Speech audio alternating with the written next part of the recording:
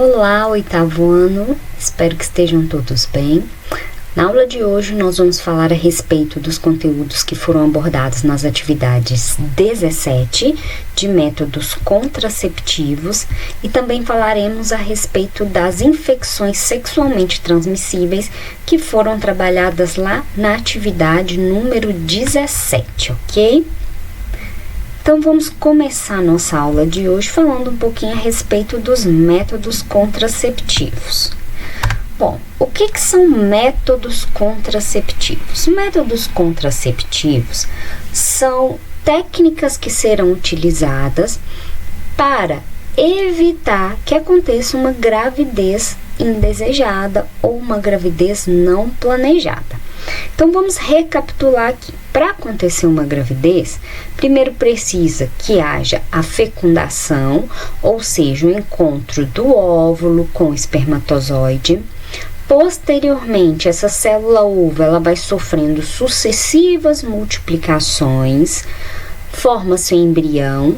O embrião ele vai fazer o processo de nidação, ou seja, de fixação lá no endométrio, que é na parede do útero, e aí então vão ser formados os anexos embrionários, e aí vai formar placenta, cordão umbilical, o córeo, o âmnion, o saco vitelino primitivo, né?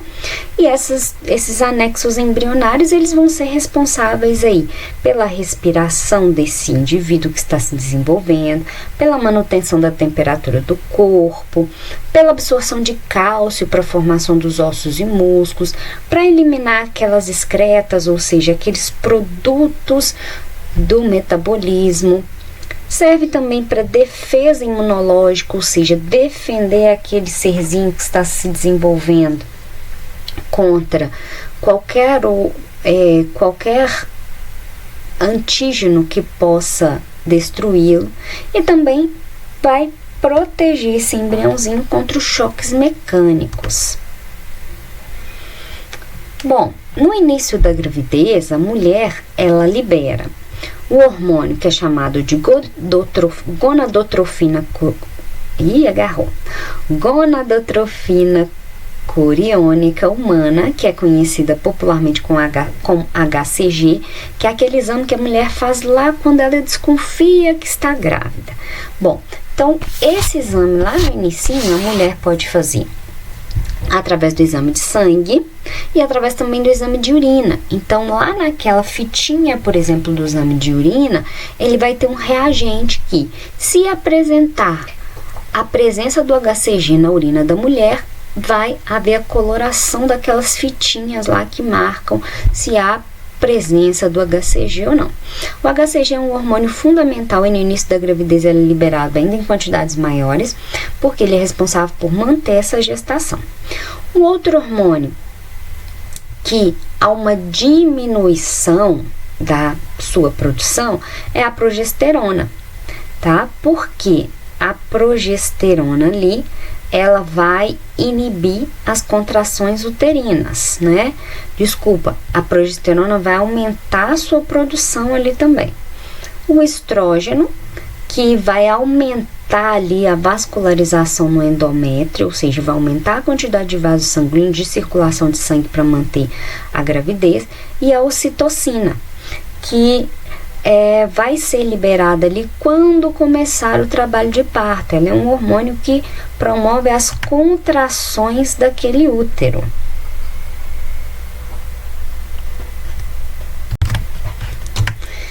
Nós já falamos que a gravidez na adolescência ele é um problema de saúde pública, ele gera impacto socioeconômico.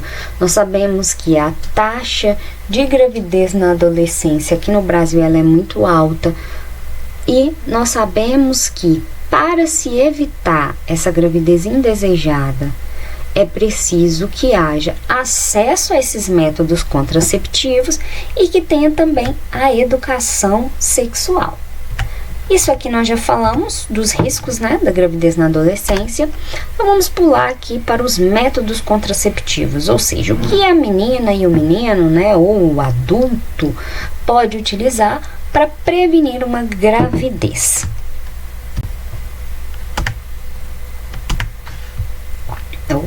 travou aqui, vamos lá. Bom, então, o que esses métodos eles fazem? Então, eles vão impedir que aconteça aquele encontro entre o ovócito e o espermatozoide. Ou seja, eles vão impedir que aconteça a formação do embrião. Então, nada daquilo que a gente estudou lá no início vai acontecer. Ou seja, eu não quero que uma gravidez aconteça quando eu faço uso de métodos contraceptivos. Esses métodos, eles podem ser divididos em grupos, onde a gente tem ali os métodos de barreira. O que são métodos de barreira?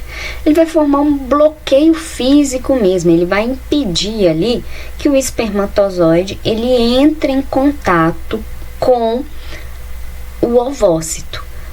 Os métodos de barreira que nós temos hoje, mais utilizados, são a camisinha feminina, a camisinha masculina e o diafragma. O diafragma, ele parece uma conchinha, que ele é feito de um material plástico e é colocado na vagina, bloqueando a entrada do útero. Então, ele impede que esse espermatozoide chegue até a tuba uterina. A camisinha, porém, ela é o único método que, além de prevenir contra a gravidez, ele previne também contra as infecções sexualmente transmissíveis. Então, ele é o método mais eficaz que existe. O DIU, que é o dispositivo intrauterino, ele é um ganchinho. Deixa eu voltar a imagem aqui para mostrar para vocês. Ele é essa estrutura aqui, ó. Esse método, ele é colocado por um médico ginecologista, então ele coloca através do canal vaginal. Essa estrutura, esse implante, ele fica dentro do útero da mulher e ele vai liberando ali hormônios, se ele for um DIU hormonal, ou se ele for um DIU de cobre ou um DIU de prata, ele vai tornar aquele ambiente uterino ali inóspito para o desenvolvimento do embrião. Então, é como se ele matasse, ele fosse liberando substâncias, fossem fazendo com que esses espermatozoides eles fossem morrendo, e com isso ele não consegue chegar até o encontro do ovócito. Os métodos hormonais, ou seja, eles usam hormônios. Eu já falei do DIU hormonal, mas a gente tem aí a pílula anticoncepcional, o anel vaginal, as injeções hormonais, os implantes intradérmicos, que são aqueles chipzinhos que são colocados embaixo da pele, que vão liberando hormônios aos pouquinhos, todos os dias ali.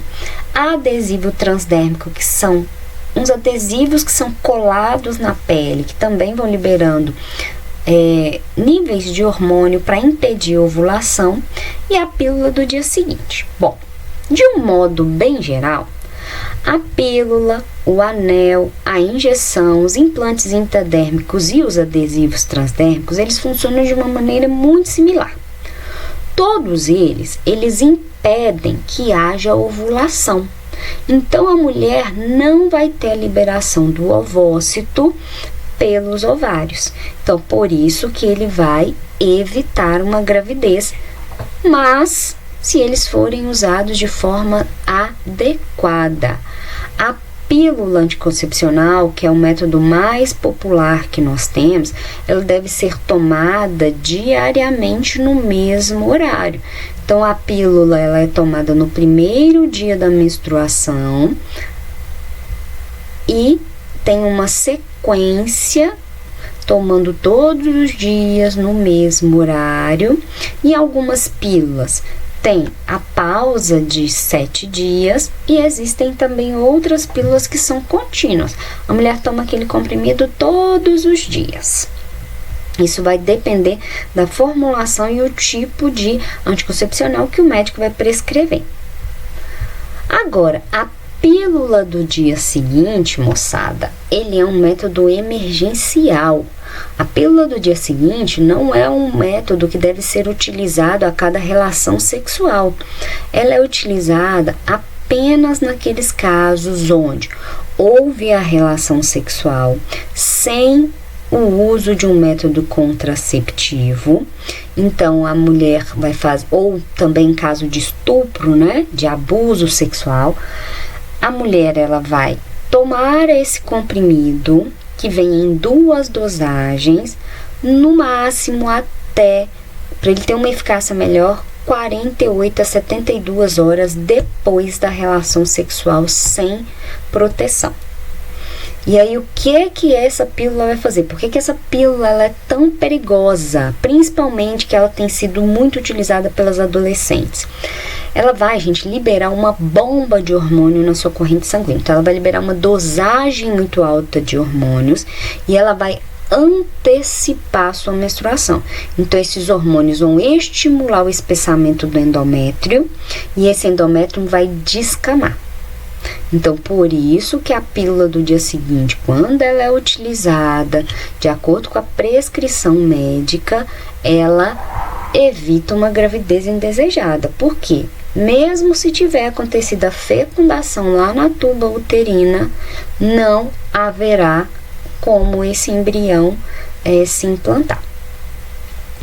O método de esterilização, ou seja, faz uma cirurgia onde cortam as tubas uterinas, aí é chamado de laqueadura, que é feito, laqueadura de trompas, que é feito na mulher.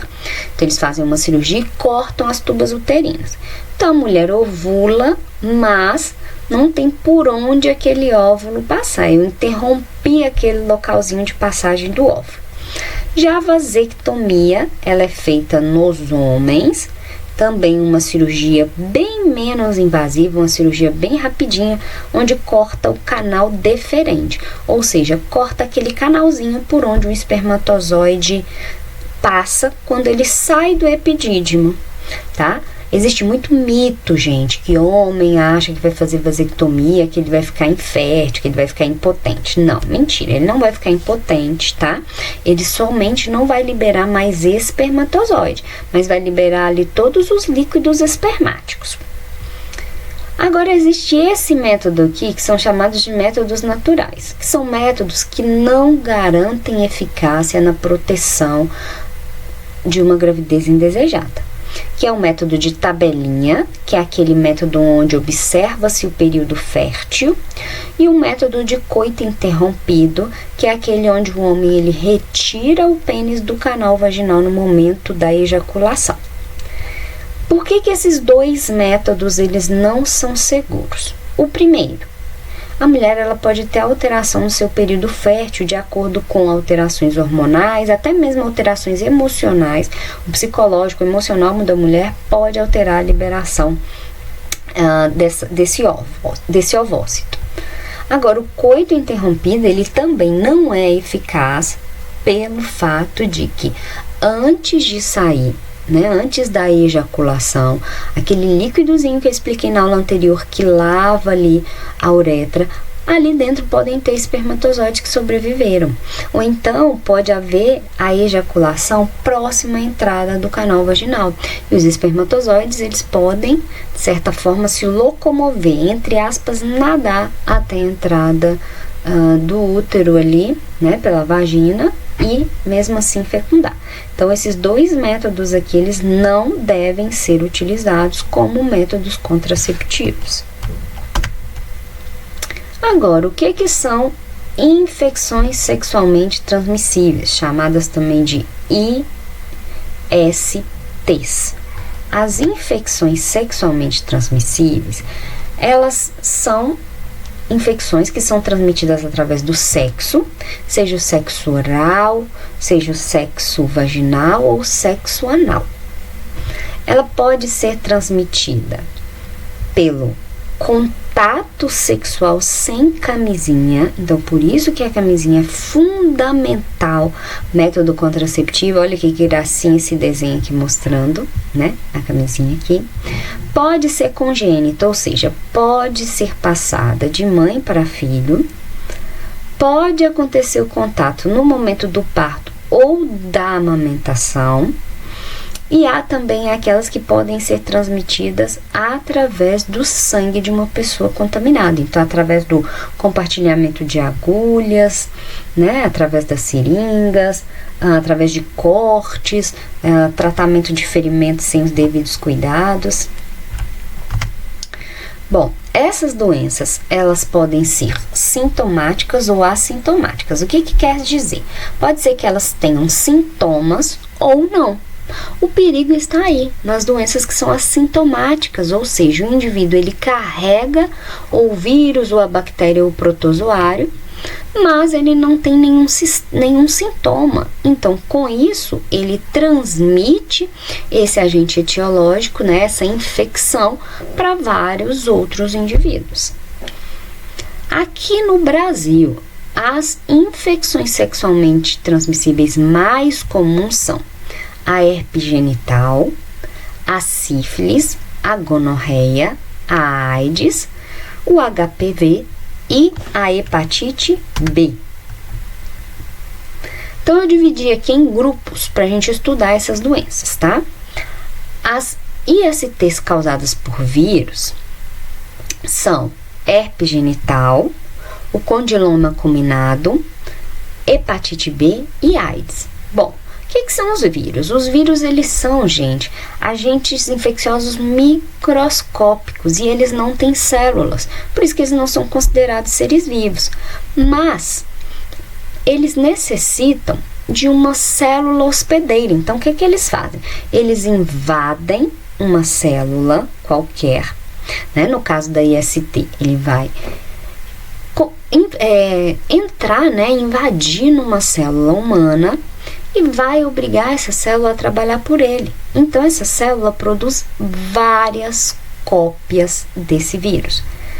Esse vírus, depois que ele produziu as cópiazinhas, ele vai matar essa célula que estava hospedando e cada copiazinha desse vírus vai invadir uma nova célula. Aí está o perigo, né, de controlar essas infecções. A herpes genital, ela é uma IST que causa feridas nos órgãos genitais. Então, ela causa feridazinhas brancas, que podem sair uma secreçãozinha líquida, que vai causar uma irritação, vai causar dor. O condiloma acuminado também vai causar feridas, mau cheiro, vai causar secreção com odor fétido. A hepatite B, ela já vai causar lesões no fígado, como, por exemplo, a cirrose e o câncer, tá?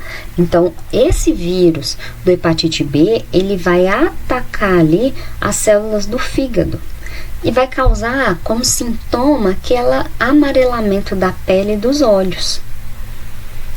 Existe também, nesse caso da hepatite B, a possibilidade da transmissão congênita, ou seja, da mãe transmitir esse vírus para o bebê durante a gravidez, na hora do parto ou também durante a amamentação.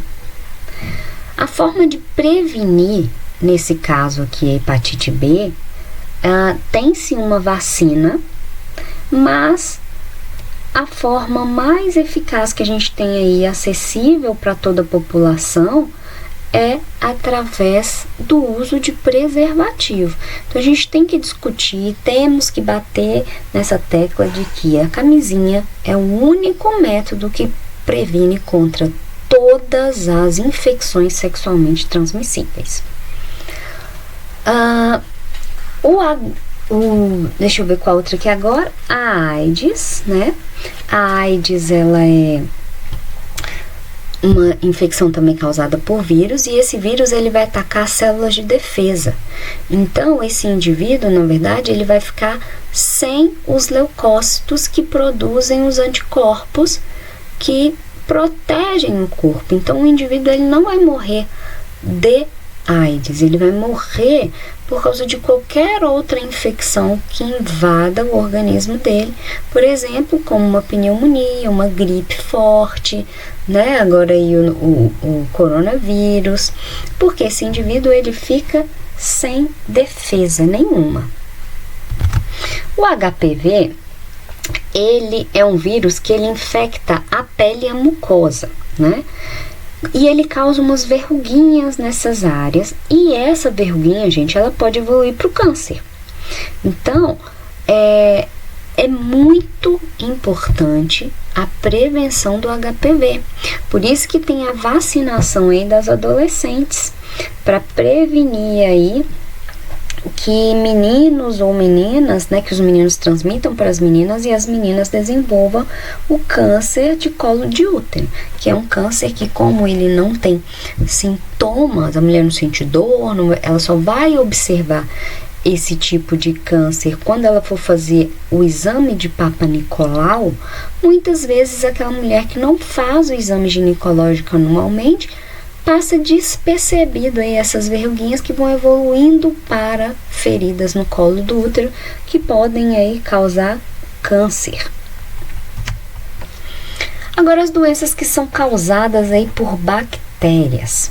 As bactérias a gente já viu que são organismos que são unicelulares, ou seja, elas têm uma célula só, e elas são procariontes, ou seja, elas não têm aquela estrutura que protege o DNA delas.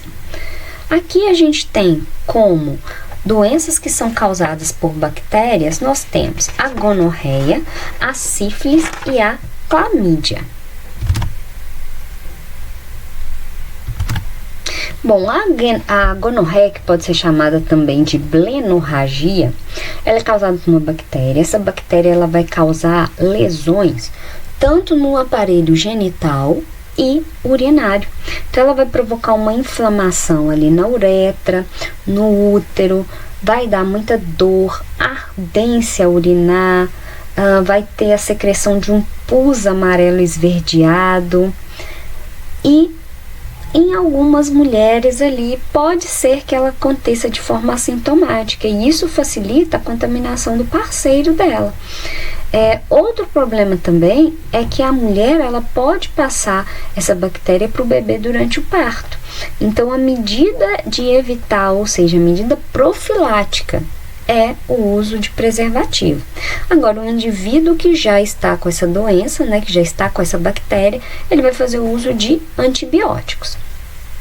A sífilis, ela pode ser transmitida através, claro, né, do contato sexual, mas também ela pode ser transmitida para o bebê durante a gestação.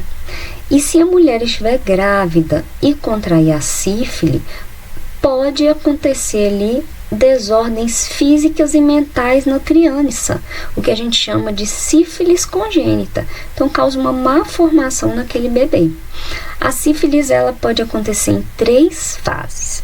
A primeira fase, ela vai dar uma ferida avermelhada, dura e incolor no órgão genital, né? Claro, né? Pode surgir também no ânus, na boca, naquela região que ficou exposta a essa bactéria. Essa ferida ela pode desaparecer mesmo sem tratamento, tá? Pode acontecer, por exemplo, uma febre, uma dor de garganta, dor de cabeça, algumas enguazinhas, depois do tempo que esses primeiros sintomas apareceram.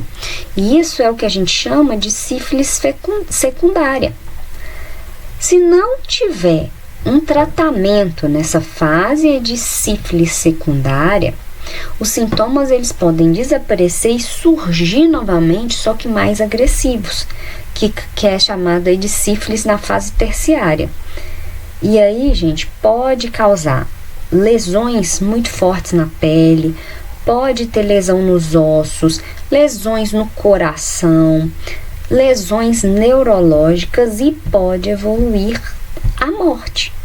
Então, a sífilis, ela é uma doença que tem aumentado e muito, principalmente entre os jovens. Então, por isso é necessário o uso de preservativos no momento da relação sexual. A última aqui, que é a clamídia, ela é causada, né, por uma bactéria, e essa bactéria ela pode causar infecção na uretra, infecção nos olhos, pode causar também uma inflamação nos linfonodos na região genital. Na mulher, gente, ela pode atingir o útero, as tubas uterinas, a vagina. Ela pode levar uma dor crônica, né? E ela pode causar também a infertilidade ou a gravidez ectópica, porque ela pode causar ali a obstrução das tubas uterinas. O tratamento, né, é feito através do uso de antibiótico, e a prevenção ela se dá através do uso de preservativos também. Agora, as doenças que são causadas aí por protozoários. Os protozoários, eles são esses organismos que estão aí no desenho. Eles são heterotróficos, ou seja, eles precisam de obter energia por outras fontes, e eles têm um núcleo que protege o material genético. Aqui a gente está falando de um protozoário que é parasita, ou seja, ele é causador de doença, que é o Trichomona vaginalis. O Trichomona vaginalis, ele é interessante que ele pode ser encontrado aí na vagina de uma mulher, uma vagina saudável. Só que quando a alteração do pH da vagina abaixa e também pode abaixar a imunidade da mulher, esse micro-organismo ele começa a se multiplicar. E com isso há o surgimento de uma inflamação na vagina. E aí tem a formação de um corrimento mal cheiroso, que as pessoas costumam dizer que é o corrimento com cheiro de peixe podre. No homem, gente, o que pode acontecer? No homem pode ter dor na hora de fazer xixi e pode causar também uma infecção ali na uretra, tá? Mas na maioria das vezes ele é assintomático, ou seja, não tem sintomas, e o tratamento vai ser feito ou através da ingestão de um comprimido ou através de pomadas que passam aí nessas regiões. Para prevenir, claro, camisinha, e também não compartilhar, gente, peças íntimas e ter higiene pessoal, né? Agora, as infecções causadas por fungos, nós temos aí a mais comum, que é a candidíase.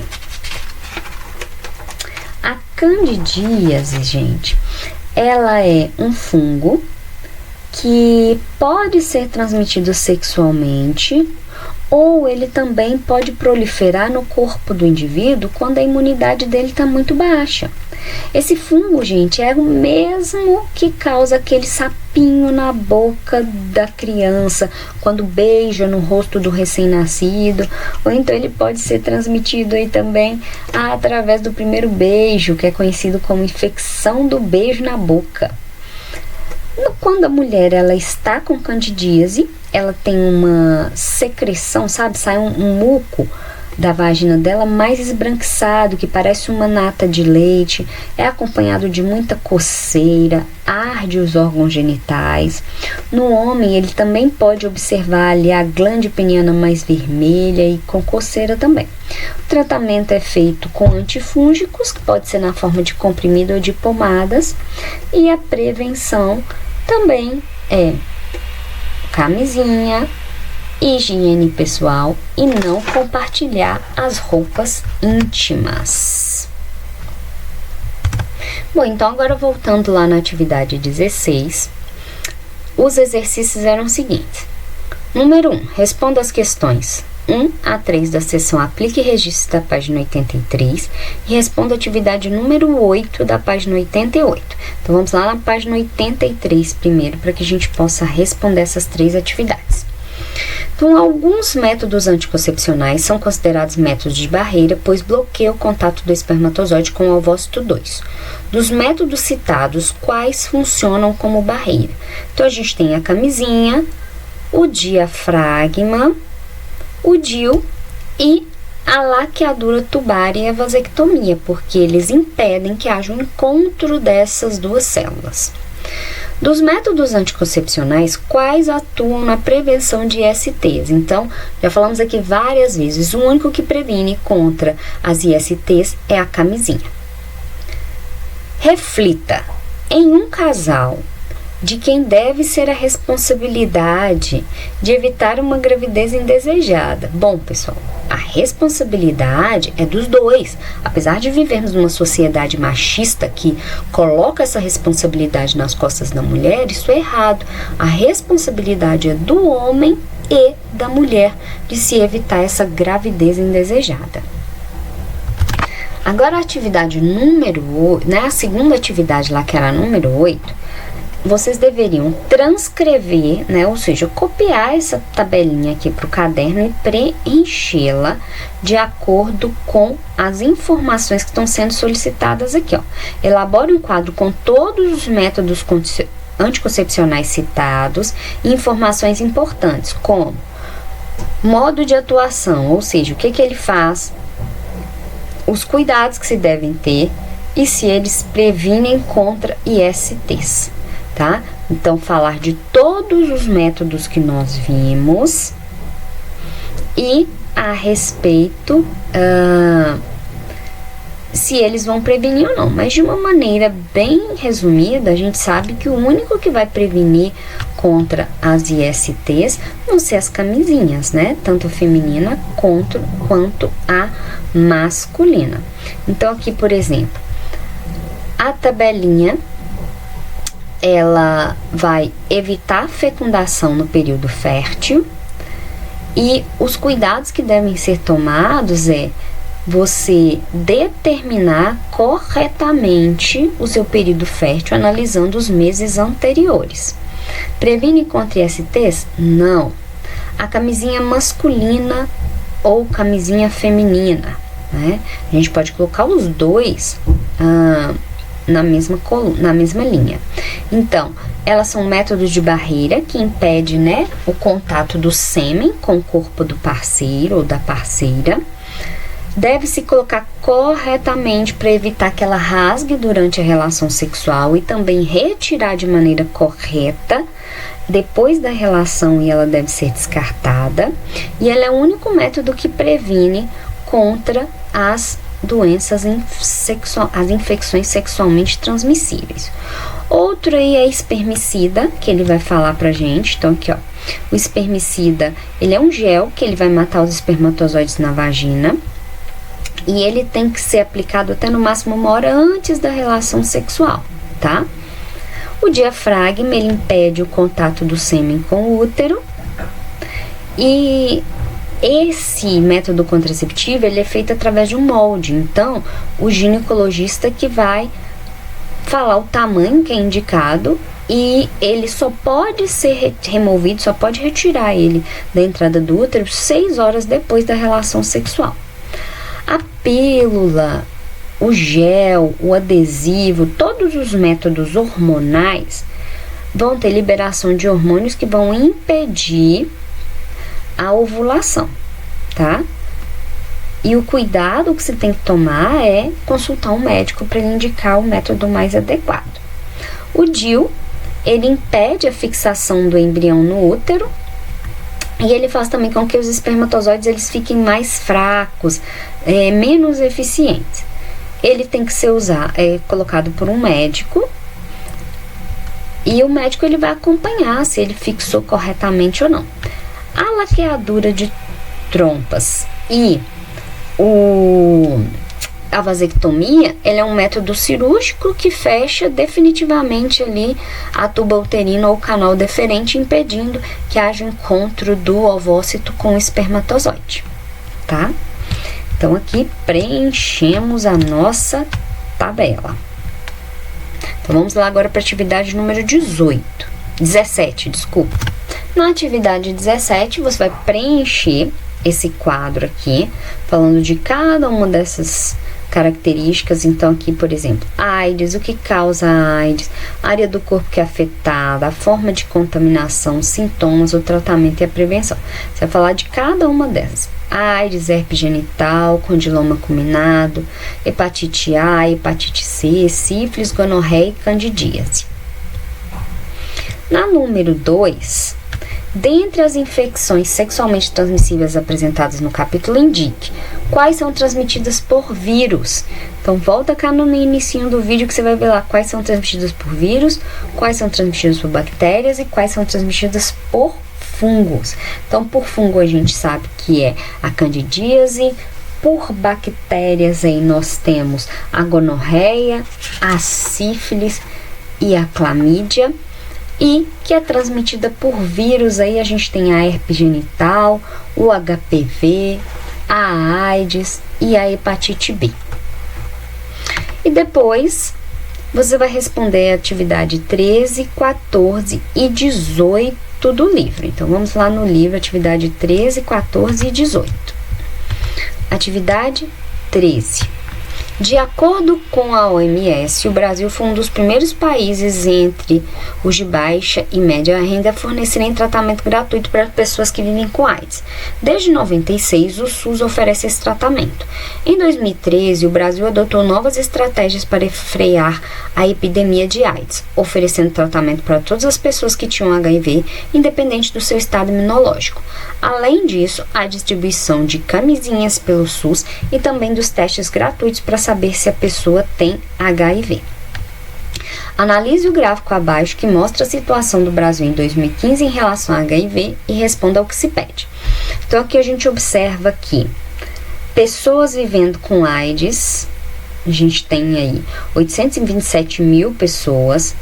Destas, 715 mil foram diagnosticadas, 455 mil estão em tratamento e 410 mil têm a carga viral suprimida, ou seja, ele não está ali, o vírus não está ativo.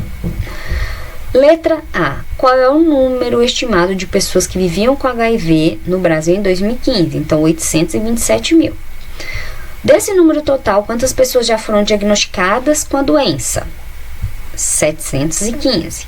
Quantas pessoas diagnosticadas com HIV estão em tratamento e quantas estão com a carga viral suprimida? Então, nós temos 415 mil em tratamento e 410 mil com a carga suprimida. As pessoas sem manifestação da doença podem transmitir HIV? Sim, tá, gente? Que são as pessoas assintomáticas aí, que é o grande perigo. Quais são as principais medidas contra a contaminação pelo HIV? Então, a principal é usar camisinha nas relações sexuais. Depois, não compartilhar o uso de seringa, de agulha ou qualquer outro objeto cortante com outras pessoas, ok? Número 14. Então, número 14, a gente vai observar esse gráfico, esses dois gráficos aqui, que mostram o perfil de pessoas que vivem com AIDS, então o perfil de homens e o perfil de mulheres. A gente pode observar aqui, olha só, a taxa de 15 a 19 anos em homens e mulheres, ela é aqui diferente. A gente observa que tem tido um aumento.